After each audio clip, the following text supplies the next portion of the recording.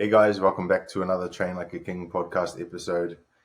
In this episode, I'm going to be talking about my first experience as a steersman in a six-man, outrigger canoe six-man, my first proper distance race. I mean, I've steered in the past before, but this was my first time steering, and also a little bit of a recap of the race itself, so the M2M race here in Aotearoa, New Zealand. So the M2M is a six-man race here in Aotearoa, New Zealand. Obviously, the title of this race has kind of been stolen from the more infamous M2M in Hawaii, which is Maui to Molokai. But here we have Maketu to the Mount Maunganui, Maketu to the Mount, which is approximately 32 kilometers from Pilot Bay to Maketu. Hence, it's called M2M.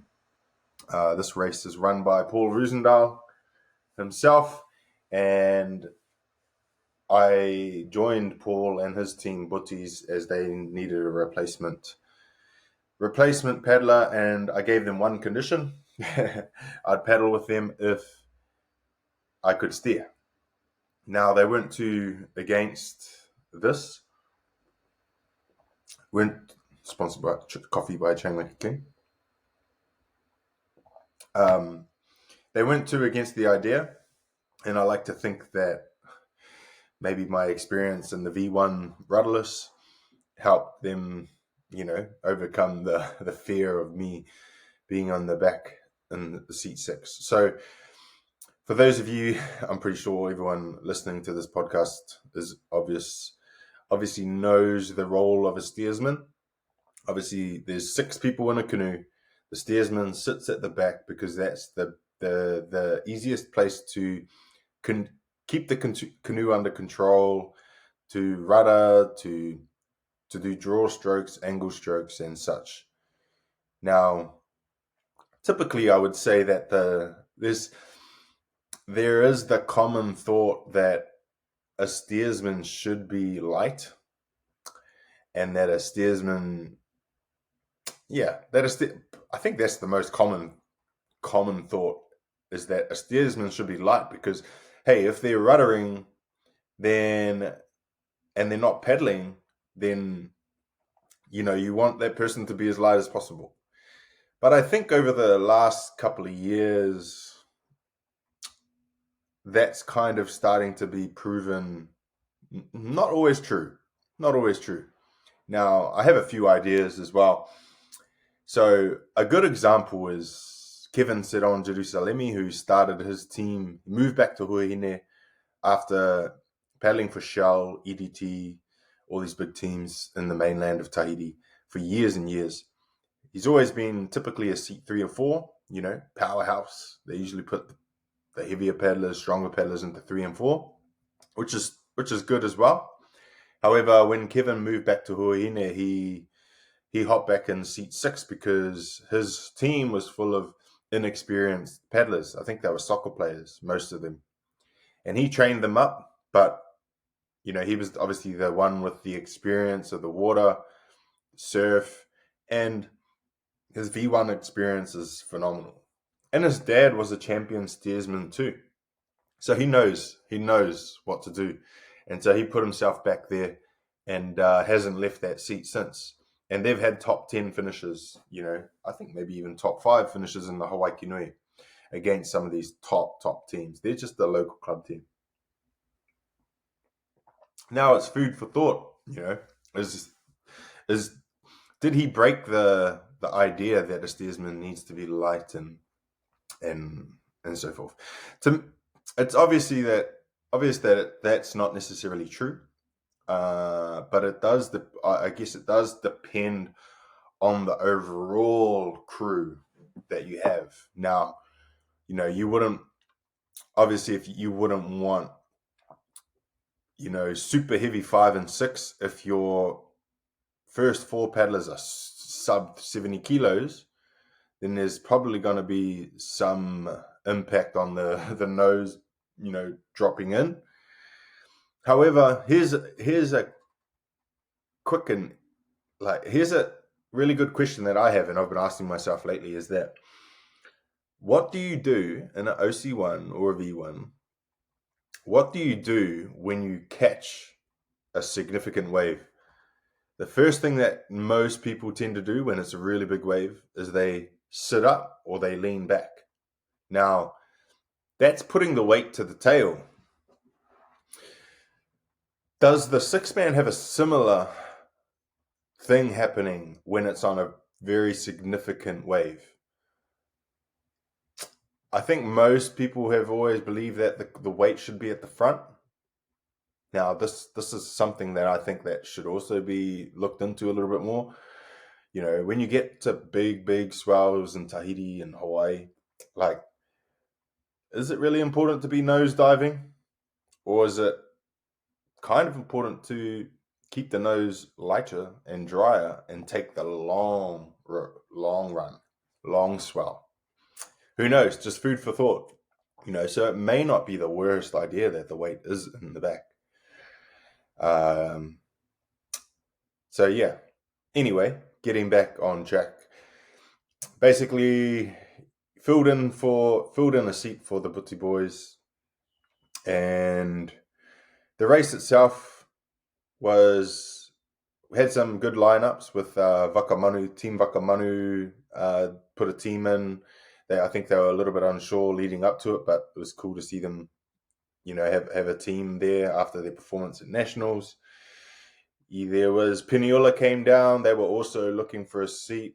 You know, not going to mention that they were scouting me as well for the race. But, you know, the steering option was pretty, with the Butties, was pretty, you know, I wanted to tick that off my list. So that was the go there. Makoha, Mitch and JB and the boys, they got a good thing going. They were there. Turanga Waiwai. It was, you know, it's not a massive field. Like, there's not heaps of numbers of crews, but it's a cool race, and there was good showing from the teams that were there. So it was awesome, and it was exciting. You know, you weren't really sure what was going to happen, especially us with the, you know, I wasn't the only, I would say, wild card in terms of where I was sitting, but, you know, we had Big Narada up at 1. We had Ash, who usually sits at 1, was back in 4. So he enjoyed that. You had Paul, who usually steering, up in 3, calling. You know, so there's a bit of an unorthodox selection there.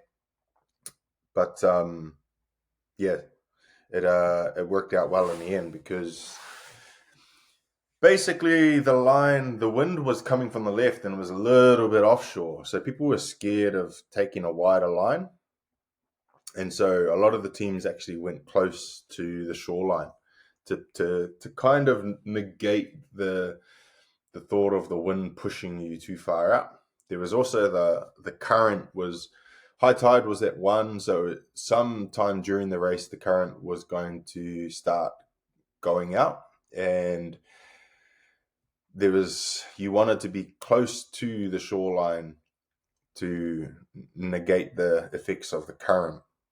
You know, if you're wide out, then you'll be working against the current. So I knew that you could be wide up until the last hour, basically, or if anything, it was going to be slack. So I knew we still had time to do the wide line. Just wasn't sure, you know, how well that wind was going to be. But it worked out fine. The wind dropped halfway, and then, you know, although we were on the wider line, there was still swells wrapping in. And that's the thing with a coastline like this, is that even if the wind is blowing out away from it, if there's swell out there or there's bump or whatever, everything tends to kind of want to wrap back in to the shallow, from deep to shallow, you know. So we kind of worked with the wind and swell that kind of took us out to the wider line. I always felt like I was heading straight, though. and if anything, everyone was working off run line and going left. I felt like I was going straight. I probably did get pushed a little bit higher than run line, but like I said, halfway when that wind died, the swell and everything just lined up straight for Rabbit Island, and it gave me choices too. Normally, I was in a position to carry on going to the right of Rabbits because of how wide I was. However, I chose to go with the swell, and I had the opportunity to go inside Rabbits. And going inside Rabbits also went hand in hand with just covering Peniola, because Peniola were still, thereabouts. And if I went on the right-hand side of Rabbits, I would have been a little bit more like precautionary. It was a little bit more of a risk because Peniola could have really gone for a push, knowing that we went out on the outside, and they could have made up some significant ground there. Now, if you were an inside the line team and then you chose to go outside Rabbits, I probably wouldn't say, judging on the swell and bump direction, probably wasn't your best bet, because then you're just working angles that aren't in your favor. If you're already inside there, then no point racking up more distance going around Rabbits. Just shortest distance sometimes, always wins. And coming around the mountain was really fun because, thankfully I've done that so many times, and every time you make a hard turn around a rock, there's always some swell that comes through. And I feel like we just ran that really well and picked up on, there were just surges there. It was pretty awesome. I haven't even talked about steering yet.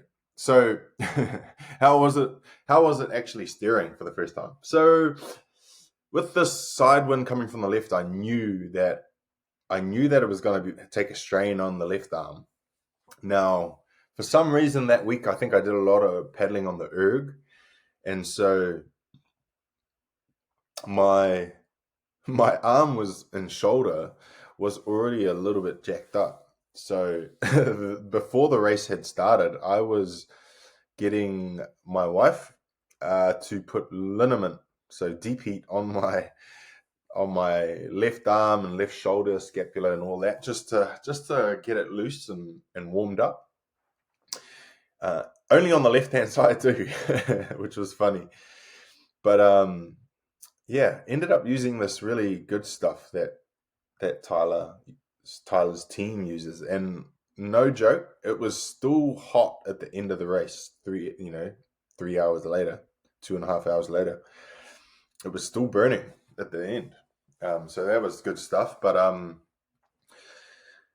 a lot of paddling on the left hand side, a lot of draw strokes on the left hand side. I didn't, for the first 20 minutes or so, I was pretty reserved on how many times I would rudder on the right hand side. I wanted to try and paddle steer as much as possible. So I probably would say that it worked out okay. But, if I had the chance, maybe I would poke a little bit more, but who knows?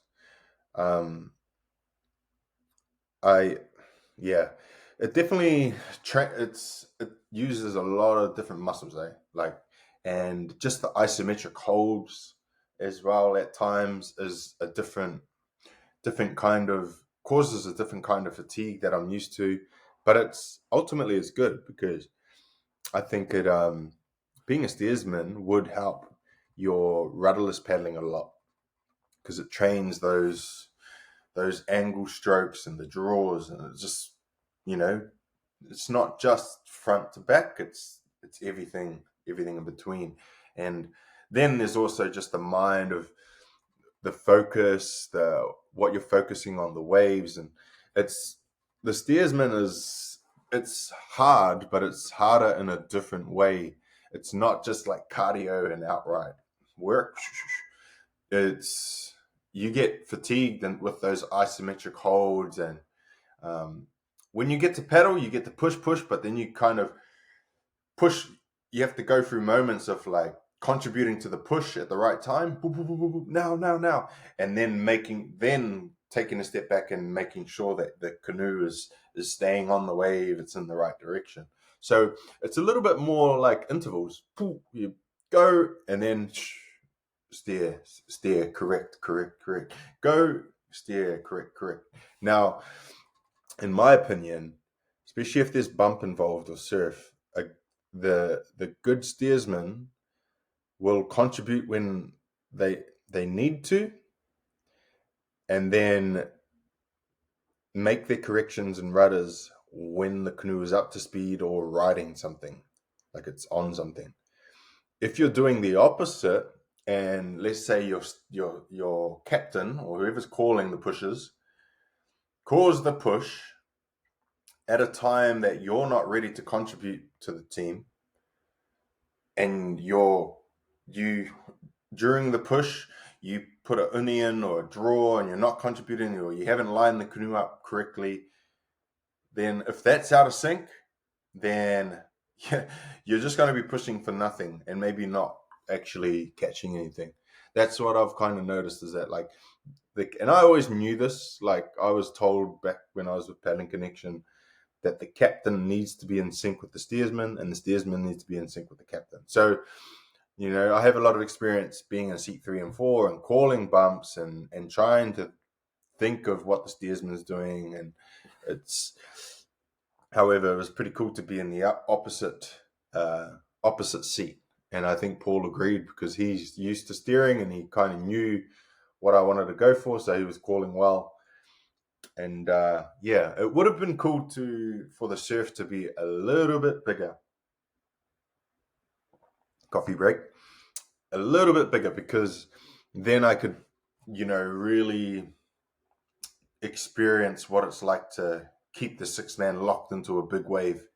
There were moments where I noticed like, whoa, yeah, this is important to be here right now in a steering position rather than contributing paddling wise, because I'm basically preventing the 6-man from spinning out off that way, and we lose the speed.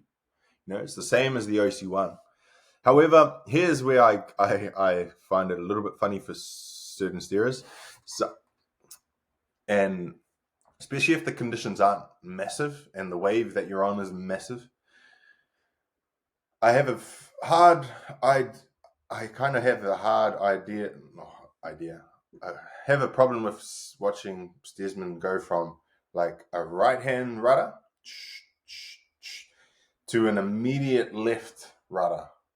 Like, I don't know. So I guess there's definitely cases for it, especially if it's big surf and legit, you're just carrying momentum. But if it's relatively like calm and flat and there's not a lot, like you should be ruddering and then contributing, ruddering, then contributing. Because let's say you're on the right-hand side, you pull a right to go you put a right side rudder to make the canoe go to the right. And then all of a sudden you want to go left and you come all the way onto the left-hand side to rudder to go left. You haven't contributed to any of the forward momentum. If you were just to rudder to go right and then start paddling on the right-hand side, there's a chance that the canoe's going to go left anyway, So I just crack up.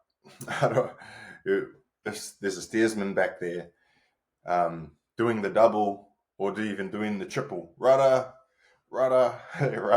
in relatively calm conditions. Yeah, I don't know. But that's just my thoughts anyway. So that was one of my goals, is to not do that. I was trying to getting into the rhythm of like rudder and then pedal, rudder, pedal. Early on, I was doing the draw, pedal, pedal. But that took its toll. It was amazing the fatigue that you get in the arms when that happens. And for a couple of strokes there, you're just filled with lactic acid and you're like, oh, I can't keep that up for too long. And I imagine the bigger the surf gets, the more important those rudders become. But yeah, overall it was pretty good experience. Enjoyed it being back there, and yeah, we were in the mahi mahi, and just the weight of the mahi mahi and the shape of the mahi mahi, I think in a side wind like that holds its line a little bit better compared to the lighter puakea designs. I know that there's a lot more willingness for the puakea to blow around, and that's another question: is does the weight in the back of a puakea, putting the weight further back, minimize how much of that wiggle or occurs? Now, for example, when the wind blows, the wind usually impacts the tail, especially in the V1 or whatever. Like its first influence is on the tail. So if you're putting more weight in the tail, does that minimize how much blowing around happens? I don't know. You got to weigh that up though with how much of this is happening. You don't want the tail to the nose to be lifted too much, because you're going to be like doing this, but yeah, just food for thought. Yeah, anyway, just what else happened? Peniola hit a rock coming around the mount. Yeah, a bit unlucky there. Yeah, there's lots of little surprising rocks that pop up there, and yeah, they hit the rock and gave Manukau a chance of getting a bit closer and being in contention in the last 500 meters. Had a bit of a sprint off, which is always tough after 32 kilometers of racing, hard racing. I know they were neck to neck a lot of the times throughout that race. And then Orake boys, they came in fourth place. Funny story they were telling me is that they didn't actually see us in the lead because we were so wide out, and they actually the whole time thought they were in podium finishing spot until they arrived and then seen us standing on the bank, which was pretty funny. That was a funny story. So but yeah, big ups to them because not only to be super successful in the sprints, they've improved heaps in the distance stuff too. And I've always talked about hand in hand distance paddling makes you a better sprinter. And because it's predominantly aerobic. I've had podcasts about that, VO2 max threshold stuff. That yeah, distance is good for sprints. Look at the likes of Maketu and Mion and Kevin and them. They're all super distance athletes, but it's just as good for the sprints. Maybe if there was a 50 meter or 100 meter race, things would change there, but 200 meter like the Olympic racing, but yeah, until that happens, it's still a predominantly aerobic sport, except for the 6-man stuff. 6-man, being a heavier canoe, there's that element of power. And also the 6-mans are faster overall time. So you're moving closer to that anaerobic and power driven performance. But yeah, I mean, looking forward to getting back into 6-man paddling with my own club, Herbert's on Tour. Missed them that weekend. Would have been awesome to have them down, but it was still cool to get a training running with her anyway. So that's all for this podcast. Few updates. So the next podcast, I think the next podcast that's coming is going to be a AMA. So ask me anything. So I'll just be answering questions that you all give me. So I've accumulated questions from the past, or thanks to Alicia, she's accumulated a lot of the questions from the past. But I've also put a poll up on my Instagram today Hope you guys see it. So chuck your questions in there, and I'll answer them in the next podcast. And paddles, the three designs that we have: the Pounamu green, the Pounamu pink, and the red. The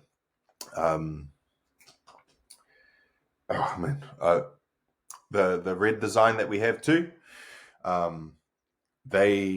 We've got the new samples, and they are looking amazing. The Ariki collection. So stay tuned for one of those, because they're looking really good. And if you're keen on one of those, then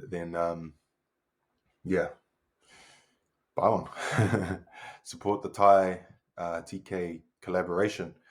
Check out the training plans. If you haven't subscribed to the YouTube, go there, subscribe here on Spotify or Apple Podcast.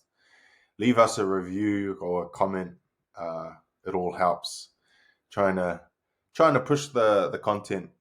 And what I've noticed is, not to worry too much about the quality, but just getting some consistency with the quantity of content that's getting out to you guys. I mean, I'm a content consumer myself. I listen to a lot of audio podcasts, Spotify podcasts, and watch a lot of YouTube stuff. And it's not necessarily the high quality stuff that's important. It's just like, as long as the audio is decent, I just enjoy listening. So, thank you guys for listening, and we'll catch you on the next one. Ciao.